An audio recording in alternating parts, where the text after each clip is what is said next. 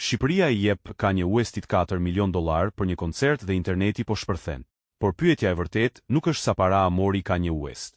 Pyetja është, a do ta bënit edhe ju të njëjtën gjë nëse do të ishit kryeministër? Imagjinoni sikur $4 milion të sillnin 10 ramira turist nga 80 vende të botës, hotele plot, restorante plot, taksi, biznese dhe miliona euro që futen në ekonominë e vendit. Atëherë kjo mund të duket si një investim i zgjuar. Por tani mendoni anën tjetër. Ka njerëz që thonë se $4 milion para publike mund të ishin përdorur për shkolla, spitale, rrugë ose ndihmë për familjet në nevojë. Dhe këtu fillon debati që po ndan jo vetëm Shqipërinë, por njerëz në të gjithë botën.